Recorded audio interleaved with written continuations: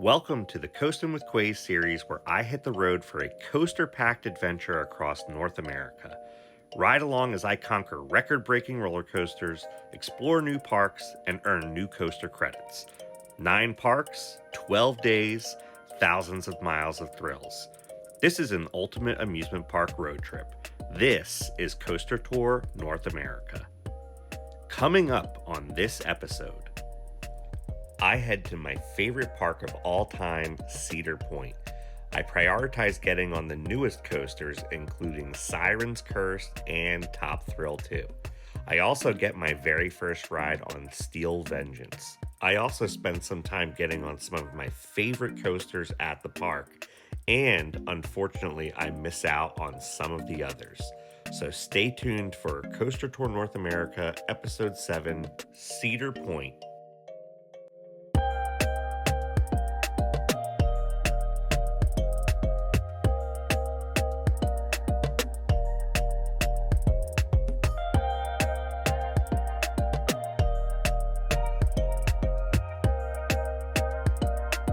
Hello everybody, welcome to episode 7 of Coaster Tour North America. This is Quayz here.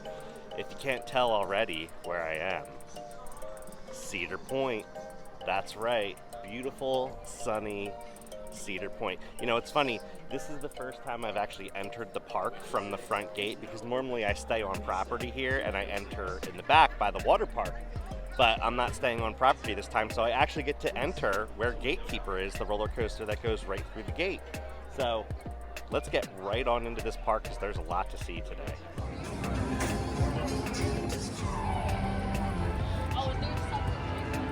Wow, it feels crazy to be here at Cedar Point right now. The last time that I was here was in 2016, and that year Valravn was the newest roller coaster here. So today there's kind of 2 new roller coasters. We have obviously Siren's Curse, the Vekoma Tilt coaster, which is brand new for this year, but then also Top Thrill 2 technically did open last year in 2024, but only for about a week.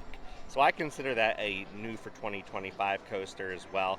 And all the billboards leading up to Cedar Point, they all say like double your adrenaline, and it shows both coasters as kind of being like the new coasters. So I'm going to kind of take a look and see what the wait times are like right now. It's about an hour after opening. You know, with this park, it's weird. It's like you could say, walk to the back of the park, or go here, or go there, but everywhere is busy, and this park has multiple entrances. So people that are staying here are going to enter over by Magnum, which is going to be right next to Top Thrill 2, and closer to things like Maverick and Steel Vengeance, whereas the front of the park is going to be a little bit closer to things like Siren's Curse and Gatekeeper and Raptor. So I'm just going to kind of feel it out and get on what I can get on. The good news is I'm here for 2 full days, so I can kind of take my time, and since I've been to this park many times, I don't have to get a lot of credits. I think there's only 5 credits here that I need, so I don't need to get on some rides like maybe like Corkscrew or Rougarou. If I need to, I'll skip those to get on some of the newer and better rides. Walking up the main Minway here, we've got Raptor, we've got Valravn, and wow, look at Top Thrill 2 back there. Oh, I've missed this park so much. So I guess Raptor's not running yet, so that's definitely out of the question. So I want to see what the wait is looking like on Gatekeeper and Valravn, because I think one of those 2 would be a good one to start with. Alright, it's going to be over towards Gatekeeper, because it doesn't say the wait for Gatekeeper, but it says Wild Mouse is less than 15 minutes, and that's a new credit that I need.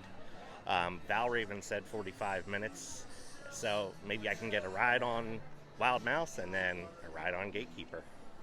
Wow, the boardwalk area of the park looks so good. The giant wheel. There's the Wild Mouse in the background. Alright, I'm going to get on Wild Mouse first, because the line doesn't look horrible. The line on Gatekeeper looked a little bit long, so I'll wait until later in the day after more people get into the park, because a lot of people go to Gatekeeper first. So, pro tip, go to Gatekeeper a little bit later in the day.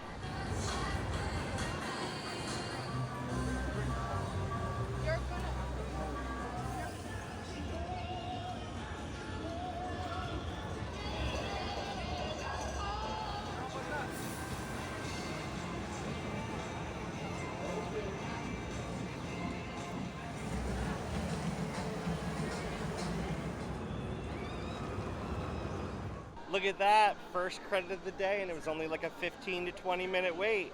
I rode on the pink mouse, which is Ziggy. So looks like there's 6 different cars you can ride in, and they're each a different color and they have a name. I've got to say, this is easily the best wild mouse that I've ever been on. This was manufactured by Zamperla, and it is super, super smooth.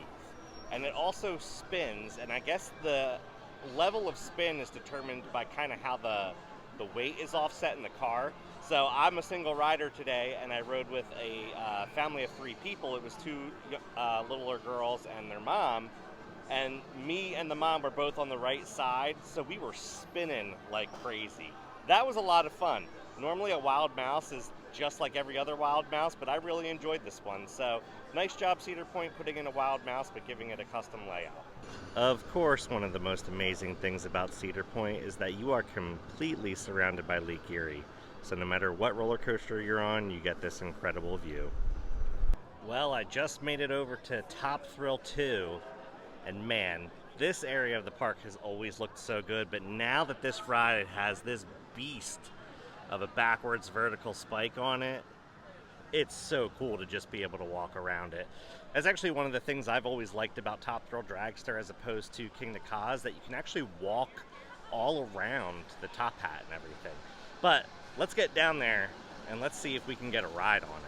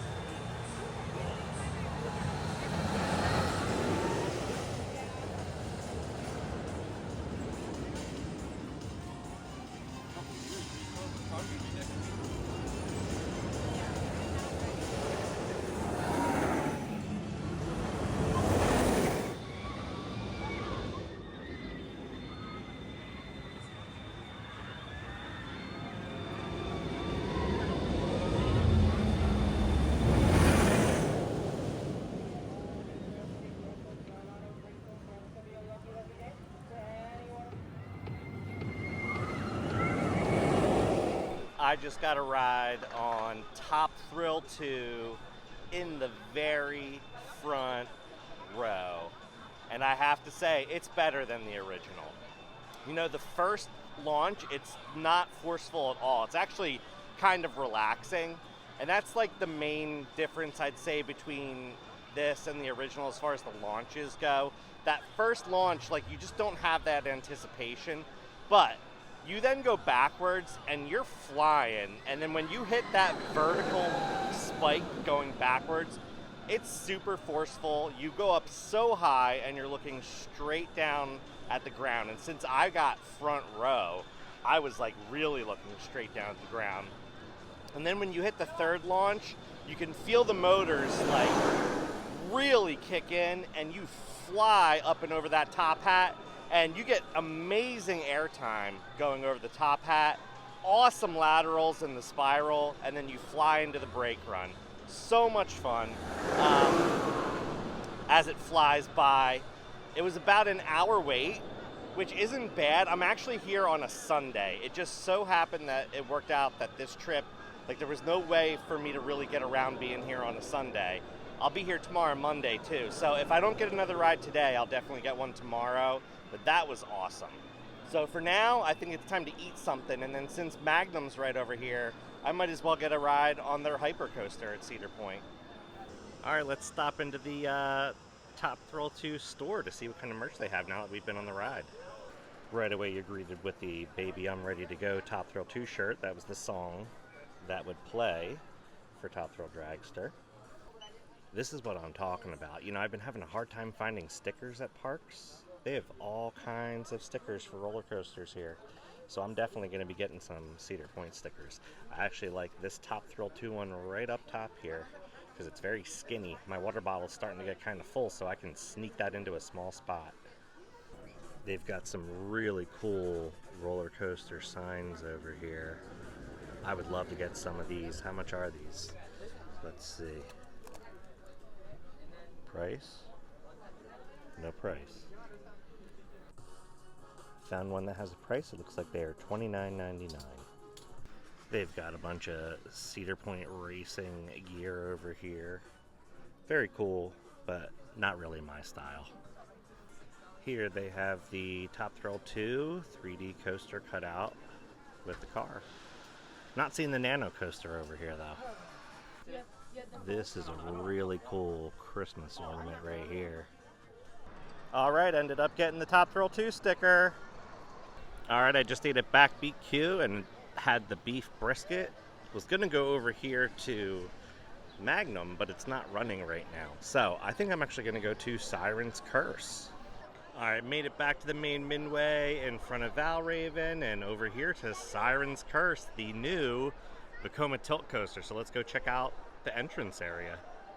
Wow, Siren's Curse is only a 60-minute wait right now. Alright, I'm getting in line for this. Look at this empty queue. I'll take it.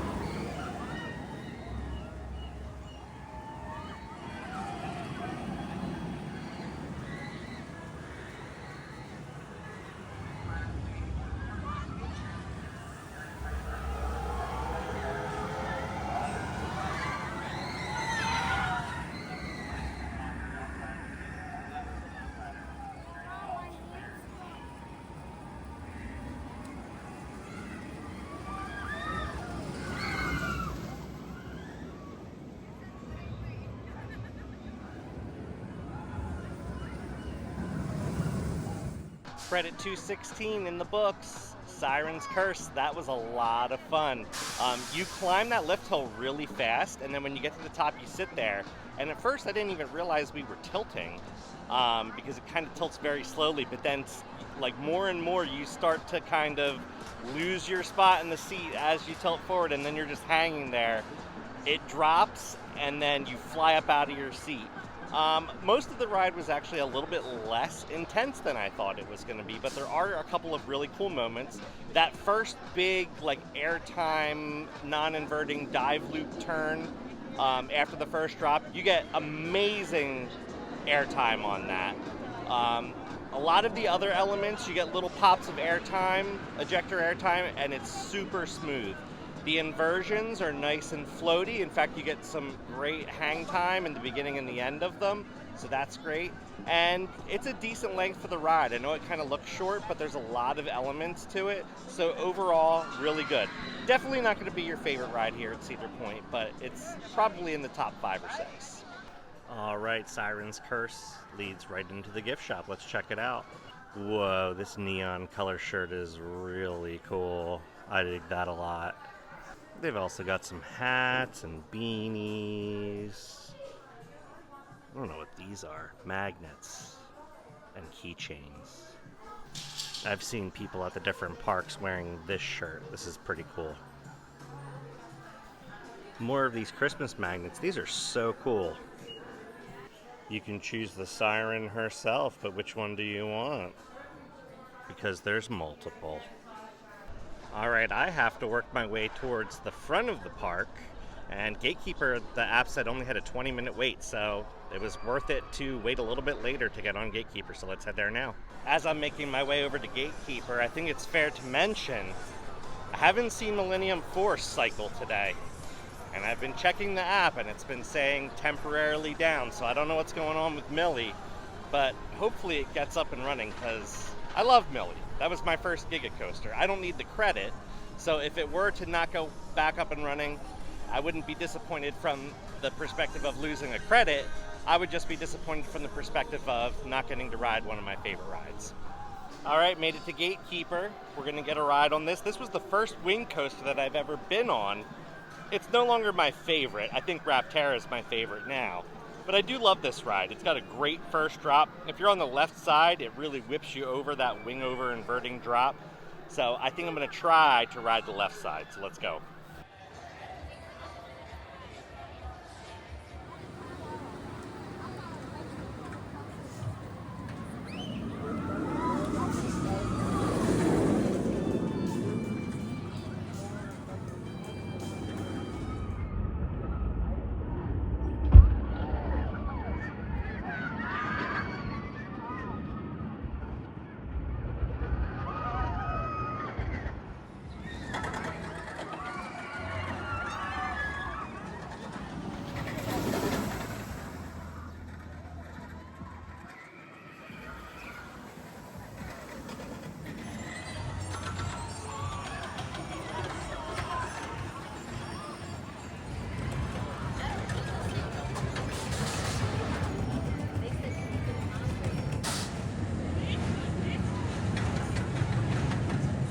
All right, there is the left side ride on Gatekeeper. And you know, for a ride that is pretty large, that ride's very kind of, I hate to say it, relaxing. It's not like overly thrilling, but it's still a fun ride. And the best moments are probably these two right behind me, those two inversions where you kind of go through, they call these the keyholes. They're very near miss elements, feels like you're going to crash right into them, so a lot of fun. Now, Raptor's not running either, so Millennium Force is down, Raptor's down. So I think what I want to do is I want to get to the back end of the park where Maverick and Steel Vengeance are, and I finally need to get that ride on Steel Vengeance. The last time I was here, it was still Mean Streak. So I'm going to walk all the way to the other side of the park. For you guys, it'll be the snap of my fingers.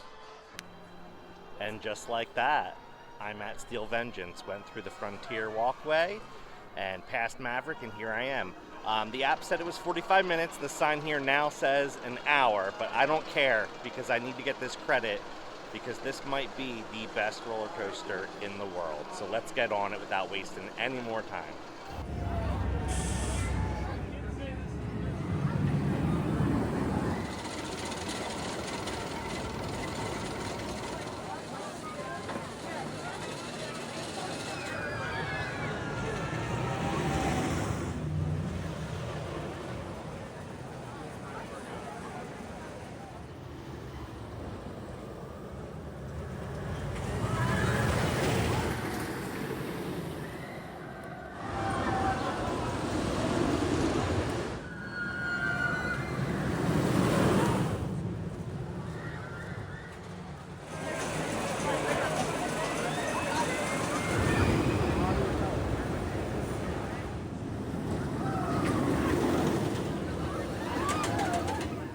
Well, that was pure madness.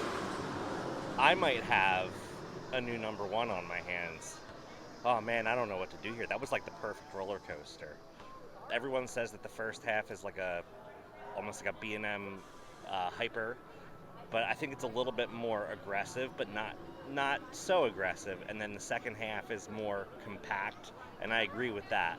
But the difference between something like Steel Vengeance and something like Hakuge, or even Twisted Timbers at King's Dominion, Hakuge is at Nagashima Spa Land in Japan, is that the airtime on Steel Vengeance, even though there's a ton of it, it's very comfortable.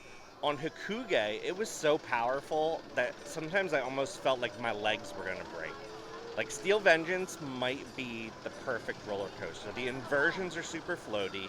The first half gives you some great, like, aggressive floater airtime.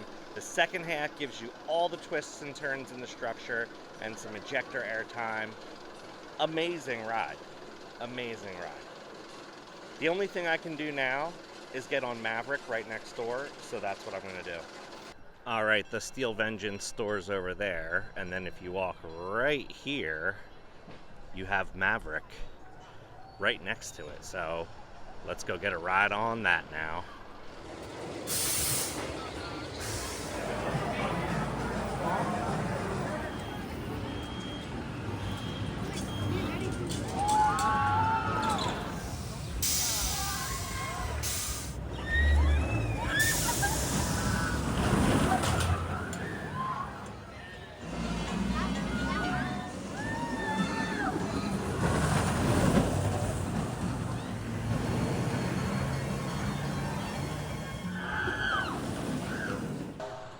That was an amazing night ride on Maverick. You know, I forgot how good that ride is because it's so short height-wise and it stays so low to the ground. All of the speed and momentum just sticks with you the whole time. And then you hit that launch halfway through and you blast through the tunnel, which at night is completely in the dark. During the day, there's like the light at the end of the tunnel. At night, just completely pitch black. You never know when that leftward bank turn's gonna hit, and then it does, and you just get thrown sideways and then finish the second half of the course. Amazing, amazing ride. I forgot how good that is. The park closes in a half hour. Millennium Force never opened. So I went up to someone at the queue a few hours ago and asked if it was going to open, and all she said was, oh, it's just getting maintenance right now, but I can't say if it's going to open. So couldn't get a ride on Millie today. Hopefully tomorrow I'll be able to get a ride on that because I love that ride. But I think for tonight I'm going to try to get one more ride on Steel Vengeance because I want to get a feel for that a little bit better. And a night ride on Steel Vengeance sounds awesome. When I got my first ride, it was like a golden hour ride. So let's see if we can get one last ride today.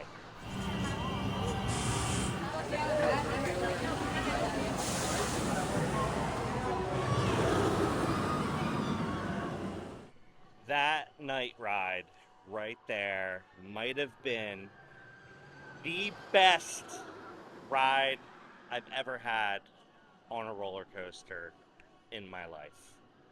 Wow, that ride is so good. It's crazy to me that you could take what was Mean Street, which was a long, rough wooden roller coaster, and turn it into this. It's just insane. Like the first half with all the huge airtime hills and moments, that outward banked airtime hill, the second airtime hill on the ride, is crazy because you get thrown to the left and then you get the most insane sustained airtime and then thrown back to the right, and then you go up into the first inversion, which completely rotates around and then continues to do another half rotation. The ride's just non-stop, but it's the perfect level of intensity. Like every airtime moment is strong, but it's not so strong that it hurts. It's my new number one. Fury, I'm sorry. You've been the number one for a long time, but Steel Vengeance takes the top spot. Well, what a great day here at Cedar Point. I got on Wild Mouse, Top Thrill 2, Siren's Curse, Gatekeeper, 2 rides on Steel Vengeance, a ride on Maverick, and I got here late, and I had to actually leave to go check in at my campground midway through the day. So I lost about 3 to 4 hours of actual park time today. The only thing I will say is Millennium Force didn't open up, and that's a bummer. So hopefully that will open up tomorrow. It is scheduled for early entry tomorrow, so fingers crossed that I can get on Millie tomorrow. But now I'm gonna make my way all the way back to the entrance of this park, which is like as far from here as I can get. So that's going to be it for this episode of Coaster Tour North America. The next episode will also be here at Cedar Point. So if you're not already subscribed, subscribe. Stay tuned for that. And until next time, keep on coasting.